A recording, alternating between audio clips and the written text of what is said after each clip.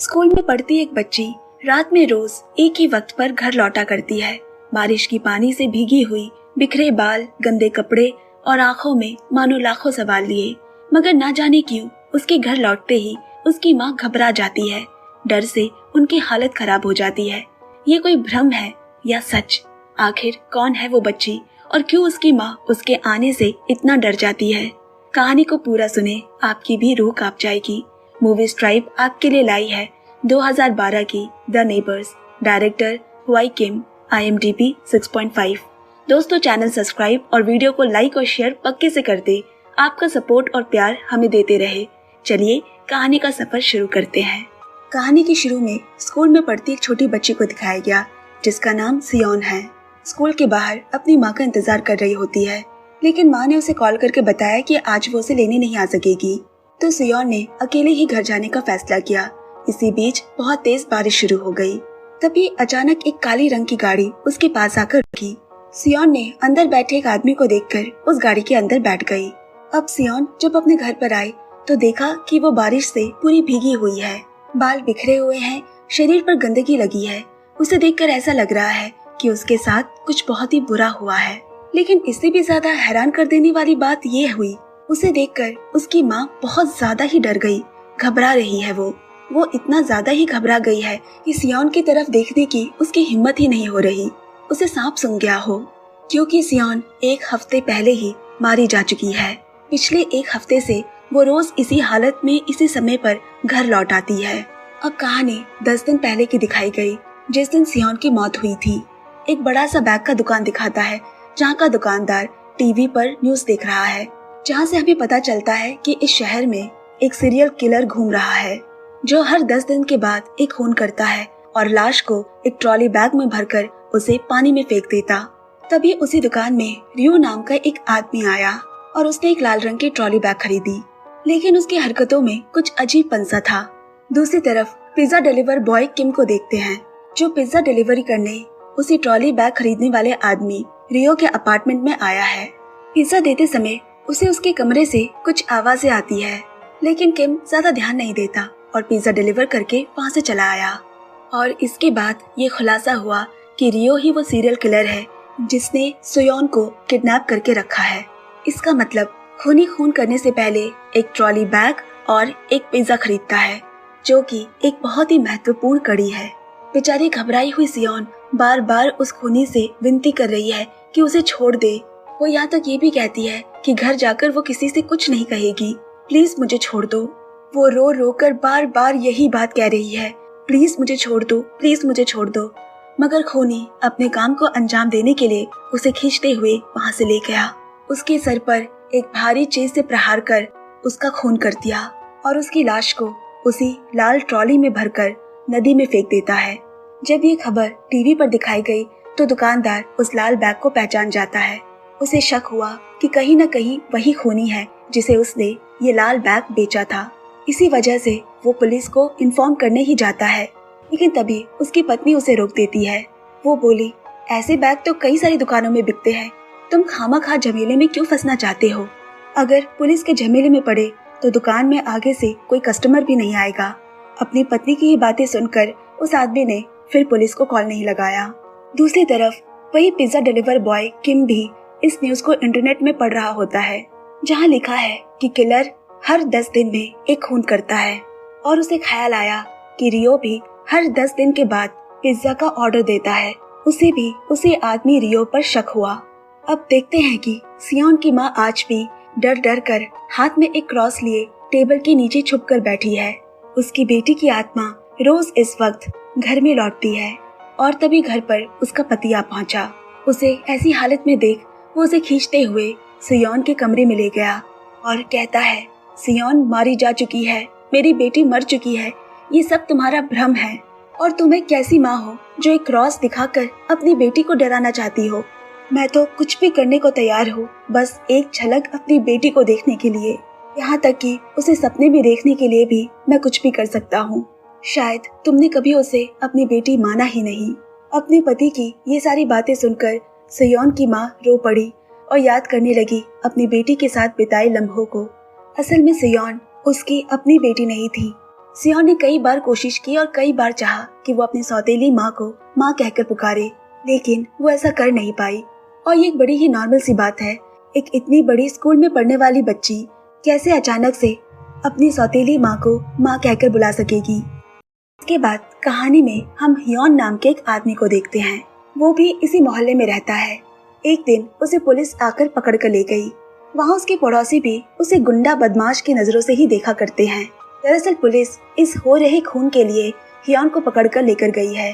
Police Hyeon पर शक कर रही है क्योंकि उसके ऊपर ऑलरेडी 6 से 7 लोगों के साथ मारपीट की शिकायत का केस दर्ज है। पुलिस उसके फिंगरप्रिंट्स और डीएनए सैंपल लेकर उसे छोड़ देती है। जाते जाते पुलिस ने उसे साफ साफ कह दिया कि वो आगे और किसी भी झमेले में ना पड़े। लेकिन वो कहाँ बाज आएगा। पुलिस स्टेशन से सीधे निकलकर वो एक जगह आदमी से मिलने आया, लोन के पैसे रिकवरी करने के लिए। उस आदमी को वो बहुत मारता है। लोन के पैसे अदा करने के अलावा भी इस आदमी के ऊपर उसकी नीची खुन्नस है। दरअसल ये आदमी उसका माँ का भाई है, उसके खुद के अंकल। उसकी माँ के मारे जाने के बाद अंकल एक बार भी उसे मिलने नहीं आए। यहाँ तक भी उसके माँ के अंतिम संस्कार तक में भी वो नहीं आए। इसी वजह से वो अपने अंकल से बहुत घृणा करता है। अब इसके बाद कहानी में हम और 2 लोगों को देखते हैं। एक इस बिल्डिंग का सिक्योरिटी गार्ड और दूसरी यहाँ की सोसाइटी हेड टाइसियोन। इस बिल्डिंग की सारी सोशल रिस्पॉन्सिबिलिटी टाइसियोन के कंधों पर ही होती है। उसकी एक बेटी भी है जो कि देखने में हुबहू सियोन की तरह है। उसका नाम सैंग होता है। यहाँ टाइसियोन सिक्योरिटी गार्ड से कंप्लेंट कर रही है क्योंकि वो ठीक से अपनी ड्यूटी नहीं निभा रहा। उस बिल्डिंग में रह रहे लोगों ने कंप्लेंट की है कि कोई तो है जो कि बहुत सारा खाना बर्बाद कर उसे फेंक दे रहा है। वो सिक्योरिटी गार्ड से इन्हीं सब की जांच करने को कहती है। इसके बाद गार्ड गार्बेज बैग से सभी पॉलिथीन खोलकर उसे चेक कर रहा होता है और वहाँ उसे वही बर्बाद किया हुआ एक पॉलिथीन दिखा जिसके अंदर एक और काला पॉलिथीन रखा होता है। ये पॉलिथीन के अंदर गार्ड को उस अपार्टमेंट का नंबर मिला। ये अपार्टमेंट नंबर था उसी खूनी का। गार्ड को अच्छा आइडिया मिल गया।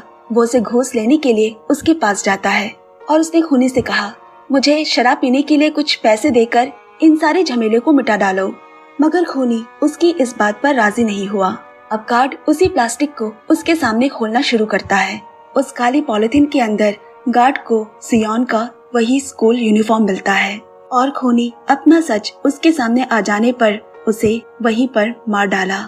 उसी वक्त सियोन की माँ अपार्टमेंट के अंदर घुस रही थी और सामने अचानक इतना खून देखकर वो घबरा गई। लेकिन फिर उसने देखा कि सीढ़ियों पर रेड वाइन की बोतल टूटी पड़ी हुई है। असल में खूनी खून के धब्बों को छुपाने के लिए इन्हें उस वाइन की बोतल को वहाँ तोड़कर उसे साफ करने का नाटक करता है जिससे किसी का भी शक उस पर ना जाए। लेकिन तभी घर के अंदर से गार्ड का मोबाइल बज उठा। सियोन की माँ को भी वो आदमी कुछ सुविधा का नहीं लगता। रोज की तरह आज रात भी सियोन उसी हालत में घर आती है जिसे देखकर उसकी माँ बहुत डरी हुई रहती है। सियोन को सामने देखते ही वो अपनी आंखें बंद कर लिया करती। और इसके साथ ही हम देखते हैं उस रात की घटी कुछ घटनाएं। उस रात जैसा कि हमें पता है सियोन इसी आदमी की गाड़ी में घर जा रही थी। अपार्टमेंट में आने के बाद वो आदमी सियोन से उसके घर का दरवाजा खोलने को कहता है और दरवाजा खोलने के संग ही वो खूनी उसका मुंह दबाकर अपने घर के अंदर ले गया। सियोन ठीक अपने अपार्टमेंट के बिल्कुल उल्टे तरफ के अपार्टमेंट में ही इसी तरह से किडनैप हो जाती है। उसके बाद उसका मर्डर भी होता है और उसकी लाश को उस अपार्टमेंट से निकालकर नदी में फेंका भी जाता है। लेकिन किसी को रत्ती भर भी शक नहीं हुआ। दूसरी ओर डिलीवरी बॉय किम इसी खूनी के बारे में खबरें पढ़ता रहता है। तभी एक फोटो में एक आदमी पर उसकी नजर गई जिसने एक काली टोपी पहनी हुई थी और उसे देखकर वो थोड़ा सा चौंक उठा। उसे ऐसा लग रहा है कि कहीं तो उसने इसे देखा है, लेकिन कहाँ देखा है वो ये याद नहीं कर पा रहा। तभी उसे पिज्जा डिलीवरी का कॉल आया और आज भी उसे उसी अपार्टमेंट पर डिलीवरी करनी है जो कि उस खूनी का होता है। अब डिलीवरी देते समय वो उसके घर के चारों तरफ नजरें दौड़ाने लगा और तभी उसे वही टोपी दिखती है जिसे देखकर उसका शक और गहराता जा रहा है। अब किम के चले जाने के बाद वो पिज्जा खाते हुए उसी लाश को काटने लगा। अगले दिन वो उसी बैग के दुकान में ट्रॉली खरीदने आया। डर की वजह से दुकानदार उस खूनी के दिए पैसे को बिना गिने ही फौरन अपने पॉकेट में रख लेता है और ये देखकर किलर का शक उस पर गया। वो बोला, आपने पैसे नहीं गिने, पूरे है कि नहीं? दुकानदार डर के मारे घबराते हुए बोला, मुझे लगा आपने ठीक ही दिया होगा, इसलिए नहीं गिने।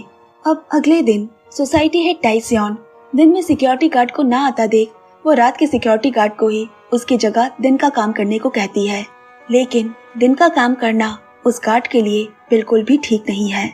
उसके ऑफिस में बैठा एक आदमी ने कहा, तुम तो दिन में ड्यूटी नहीं करते, तो अब क्या करोगे? अगर तुम्हें दिन के उजाले में किसी ने पहचान लिया तो? ये सिक्योरिटी गार्ड क्यों दिन में काम नहीं करता, इसके पीछे भी एक बहुत बड़ी कहानी छुपी है, जो थोड़ा आगे ही कहानी में हम जान पाएंगे। अब सियोन की माँ एक गैरेज में आती है अपनी कार ले जाने। उस दिन अपनी बेटी को क्यों नहीं लेने आ पाई थी, क्योंकि उस दिन उसने नई गाड़ी खरीदी थी और साथ ही सोयून को देने के लिए एक प्यारा सा हेयर बैंड भी। दरअसल वो उसे सरप्राइज देना चाहती थी, इसलिए उसने उस दिन फोन पर कहा था कि वो आज उसे पिकअप नहीं कर पाएगी, जबकि वो उसे पिकअप करने ही जा रही थी। गाड़ी चलाते चलाते हेयर बैंड नीचे गिर जाता है। उसी को उठाते वक्त ही उसकी कार की एक्सीडेंट हो जाती है। उसके बाद सियोन के साथ क्या क्या हुआ ये तो हम कहानी में जान ही चुके हैं। अब चूंकि यहाँ नाइट शिफ्ट वाले गार्ड को डे शिफ्ट की जॉब भी करनी पड़ रही है, तो उसी सिलसिले में उसने उसी खूनी के अपार्टमेंट पर कॉल लगाया और उसे जानना चाहा कि उसका वाटर बिल इतना ज्यादा क्यों आ रहा है। लेकिन खूनी ने कोई जवाब नहीं दिया और फोन काट दिया, क्योंकि इतना पानी के बिल के पीछे के आने का कारण ये तो वो गार्ड को नहीं बता सकता। थोड़ी देर बाद सोसाइटी हेड उस खूनी के अपार्टमेंट पर आती है बिल्डिंग मीटिंग में उसे इनवाइट करने के लिए।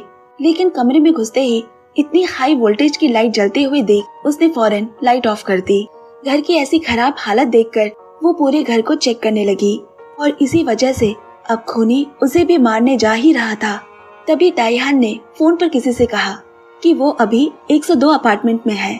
सुनते ही किलर ने हथियार नीचे कर दिया, क्योंकि अगर उसका खून हुआ तो पुलिस सीधा पूछताछ के लिए उसके अपार्टमेंट में घुसेगी।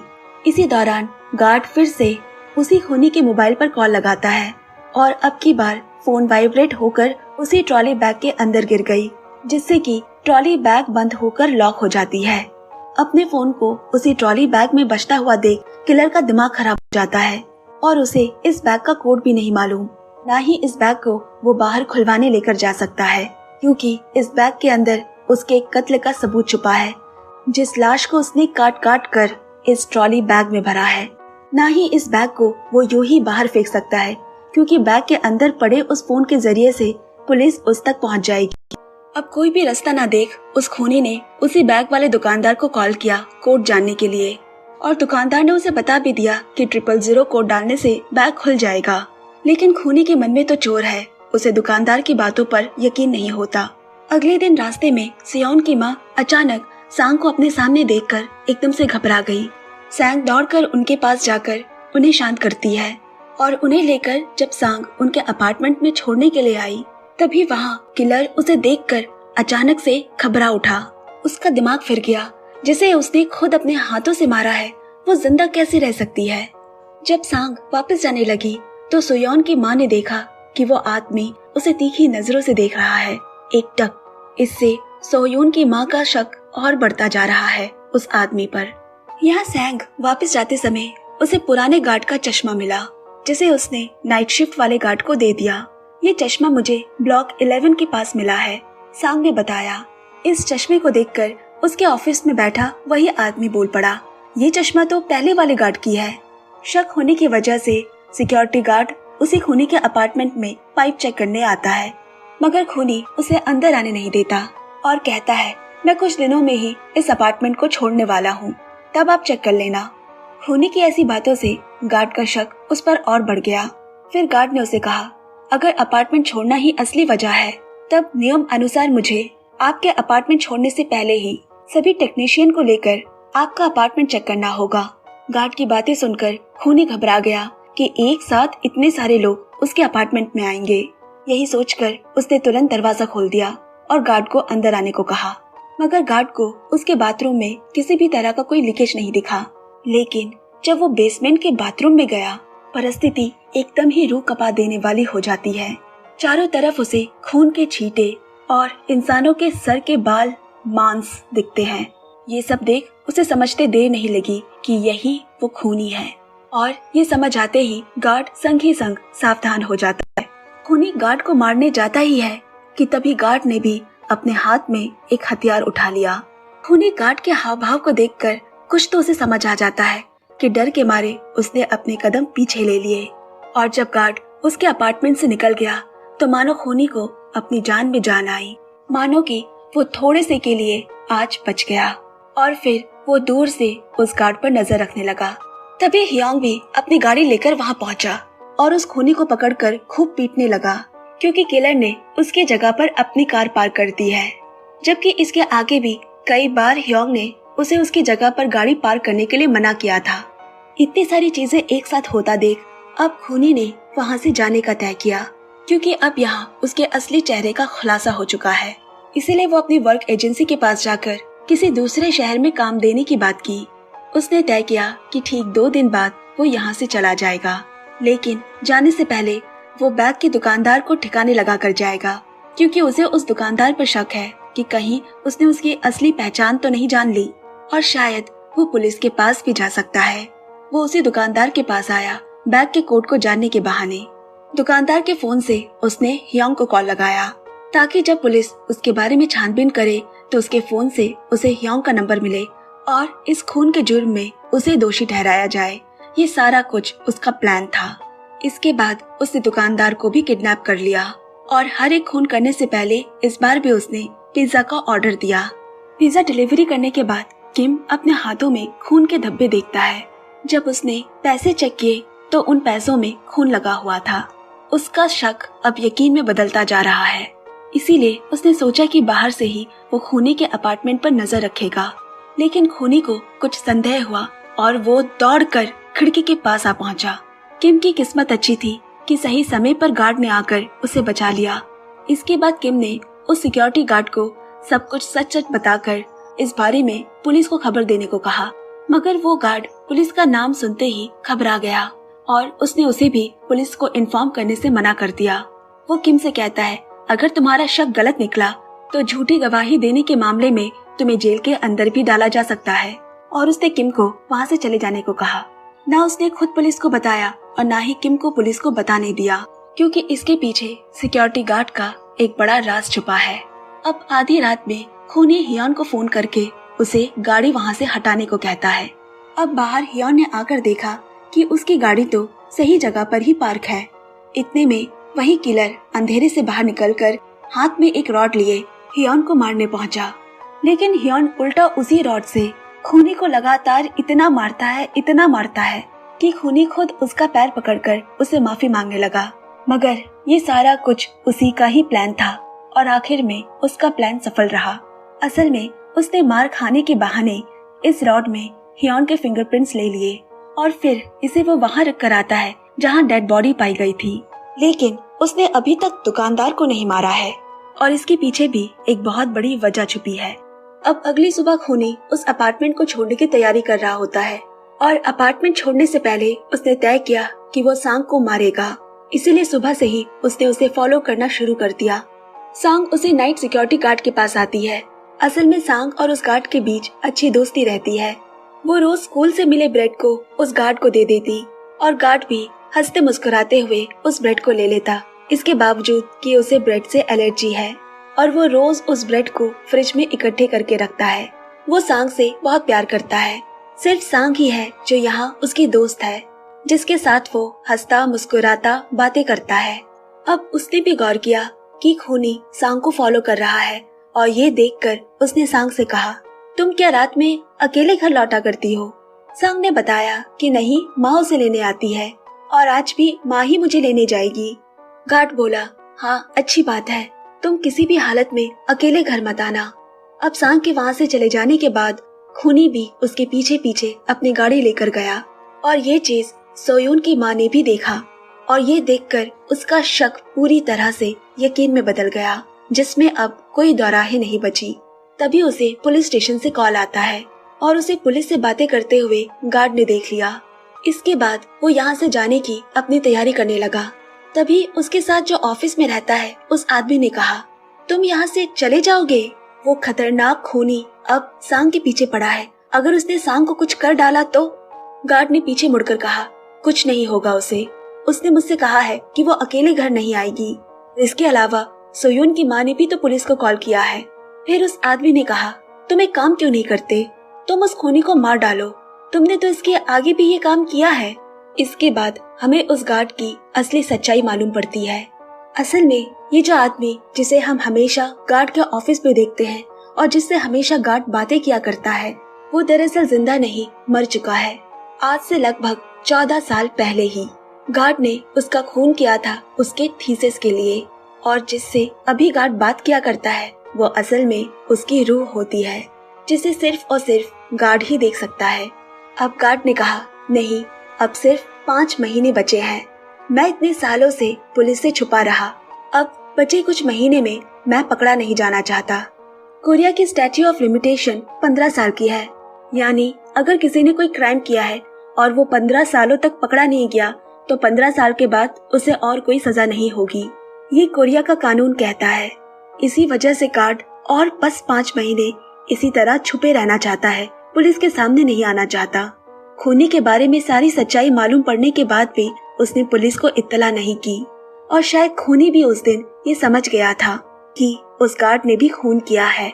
कुछ दिनों बाद पुलिस दोबारा हियोंग को पकड़ कर ले गई, क्योंकि पुलिस को क्राइम सीन से वही रॉड मिला है जिसमें हियोंग के फिंगरप्रिंट्स बरामद हुए हैं।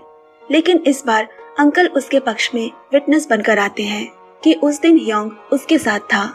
इसके बाद अंकल ने उसे सच्चाई बताई। जिस वक्त उसकी बहन की यानी हियोंग की माँ की मृत्यु हुई थी, उस वक्त वो बुरी तरह से बैंकरप्ट हो चुका था। वो लोगों से मुंह छुपाता हुआ भागता फिर रहा था। यही कारण था कि उसने हियोंग की कोई खबर नहीं ली और ना ही उसकी माँ के अंतिम संस्कार में आ सका। सारी सच्चाई पता चलने के बाद हियोंग ने अंकल को माफ कर दिया और दोनों के बीच जो इतने सालों से गिले शिकवे थे वो भी दूर हो गए। रोज की तरह आज भी सोयोन की आत्मा उसी हालत में उसी वक्त घर लौटती है, मगर आज उसकी माँ नहीं डर रही कि आज उसने सोयोन के कमरे में रखे कैलेंडर पर देखा कि सोयोन ने अपनी माँ के जन्मदिन के तारीख पर एक मार्क करके रखा है और लिखा है सौतेली माँ का जन्मदिन। यहाँ सौतेले शब्द के ऊपर एक कागज ढका हुआ होता है। इसका यही मतलब है कि फाइनली सोयोन ने अपनी सौतेली माँ को माँ मान लिया था। सोयोन ने जिंदा रहते समय बहुत बार अपनी सौतेली माँ को माँ कहने की कोशिश भी की थी, लेकिन वो उसे माँ पुकार न सकी। ये सब कुछ उस सोयोन के डायरी से पढ़ने के बाद अब उसे अपनी बेटी की आत्मा को देखकर और डर नहीं लगता। अपनी बेटी को सामने देखकर वो उसे कसकर पकड़ लेती है।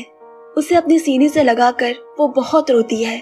जो चीज जिंदा रहते हुए उसे मालूम न चली, वो मरने के बाद पता चलने पर उसे बहुत अफसोस होता है। दोनों माँ बेटी को ऐसे रोते हुए देख आपके भी दिल में कहीं न कहीं से आ उठेगी। दूसरी तरफ कैद वो दुकानदार अपनी जान बचाने के लिए लाख कोशिशें कर रहा है। फिर उस काले सूटकेस के अंदर फोन बजने की आवाज सुनकर वो उस सूटकेस को खोलने की जी तोड़ कोशिश करता है। आज रात भी बहुत तेज बारिश हो रही है और बारिश देखकर सोयोन की माँ को सुबह का वो दृश्य याद आ गया जब वो खूनी सांग का पीछा कर रहा था। ऐसी ही एक बरसात की रात में उसने अपनी बेटी को खोया था, लेकिन आज वो सांग को कुछ नहीं होने दे सकती। इसके बाद वो छाता लेकर सीधा बस स्टॉप जा पहुंची। वहां जाकर उसने देखा कि सांग अकेली खड़ी है। जहां उसे फॉलो कर रहा होता है वही खूनी। अब वो सांग को अपने साथ घर लेकर लौट रही है, लेकिन इसके बाद भी वो खूनी उनका पीछा करता है।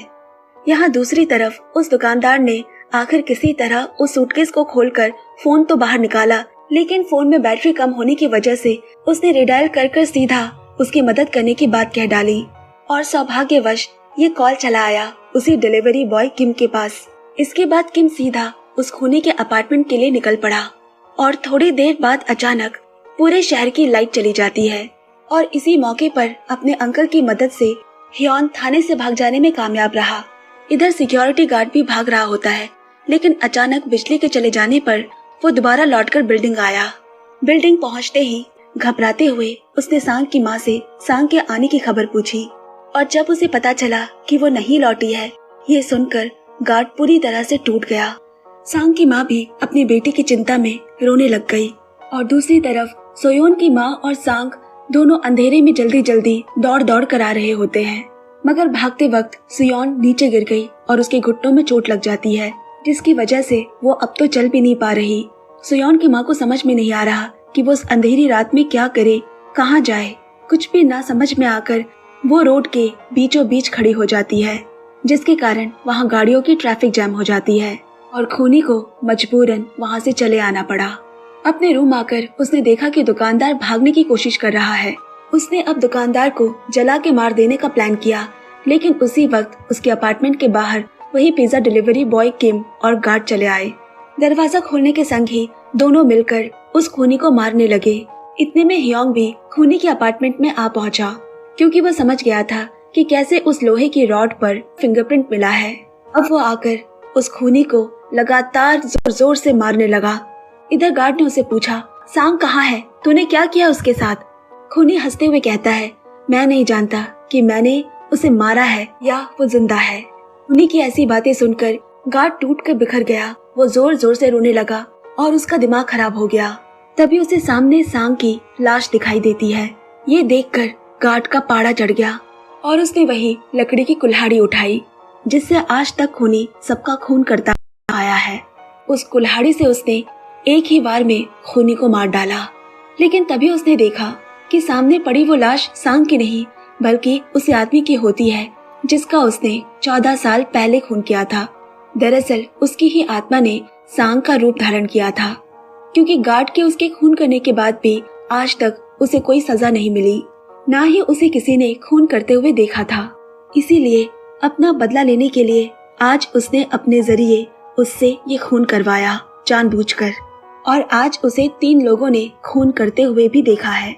मगर इस बार भी गार्ड को सजा नहीं होती, क्योंकि उन सभी ने मिलकर गार्ड को क्राइम सीन से हटा दिया था। पुलिस आ पहुंची है। इधर सांग की माँ अभी भी हियोन को ही खूनी समझती है। वो कॉलर पकड़कर उससे अपनी बेटे के बारे में पूछती रहती है, उसे मारती रहती है। और तभी सोयोन की माँ सांग को लेकर वहाँ आ पहुंची। सोयोन को तो वो बचा नहीं पाए, लेकिन आज उसने एक और मासूम की जान बचाई है। इस बात को कुछ दिन और गुजर गए। वही दुकानदार अपनी पत्नी से कह रहा है, मैं आज तक नहीं समझ पाया कि उस खूनी ने मुझे क्यों नहीं मारा और क्यों वो हर वक्त डरा डरा सा रहता था। इतना ही नहीं, वो रात को मेरे पास आकर रहता था। और अब हमें पता चला कि सोयोन की माँ की तरह उस खूनी को भी हर रोज रात में सोयोन दिखाई देती थी। इसी कारण ही वो हर वक्त डरा डरा सा रहता था। उसके कमरे में इतने सारे लाइट जलने की वजह भी यही थी। पर सवाल ये है कि सोयोन की आत्मा हर रात क्यों उस खूनी और अपनी माँ के पास आया करती थी। अपनी माँ के पास इसीलिए आया करती थी क्योंकि उस रात अगर उसकी माँ उसे लेने आती तो आज वो जिंदा रहती। दूसरी तरफ अगर खूनी उसका खून नहीं करता, सोयोन भी बाकी बच्चों की तरह ही हंसते खेलते हुए बड़ी होती। और इसी के साथ ही आज की ये कहानी यही समाप्त हो जाती है। धन्यवाद दोस्तों। कहानी कैसी लगी जरूर शेयर करना। अच्छी लगी तो लाइक और शेयर करके हमें सपोर्ट करें।